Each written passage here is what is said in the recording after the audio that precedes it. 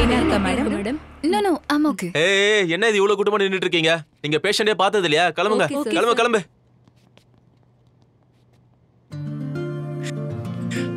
Hi. I love you. What? I love you.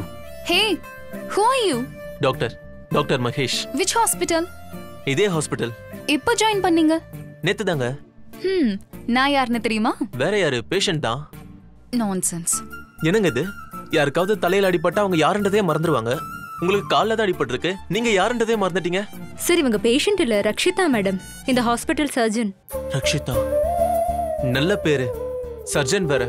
டாக்டரும் சேர்ந்தா life ஸ்மூத்தா இருக்கும் இல்ல? சும்மா பேசிட்டு டைம் வேஸ்ட் பண்ணிட்டு இருக்கீங்க. எனக்கு இங்க வலிக்குது.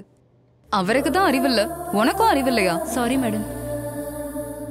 ரக்ஷிதா, ஆக்சுவலி காயம் ஆனது அங்க இல்ல, இங்கதான். நீங்க ஒண்ணு கவலைப்படாதீங்க, உங்களை நான் ரொம்ப நல்லா பாத்துப்பேன். இப்போதைக்கு குழந்தைலாம் வேண்டாம், ரொமான்ஸ் மட்டும் இருக்கட்டும். அப்பா என்ன பேசிட்டே இருக்கீங்க? போங்க, போய் ஓபிடில வேலையை பாருங்க.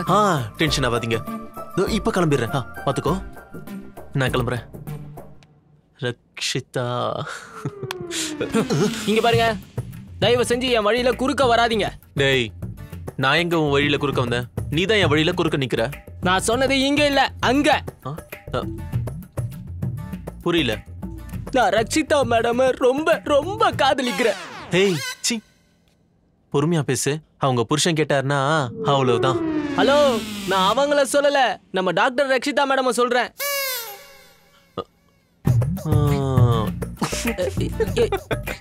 என்ன நீ சிரிக்கிற அளவுக்கு இப்ப என்ன நடந்துச்சு?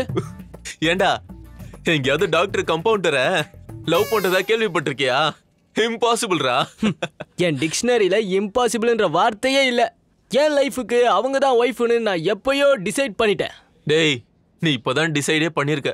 நான் ப்ரொபோஸே பண்ணிட்டேன்டா. நீ இன்னும் 2Gயாவே இருக்க, நான் 5G. நீ 5Gனா நான் 95 kgரா. உன்னை எப்படி இந்த ஹாஸ்பிட்டல்ல விட்டு வெளியே துரத்தணும்னு எனக்கு நல்லாவே தெரியும். நான் சொன்னா எனக்கு எதுவும் தெரியாது.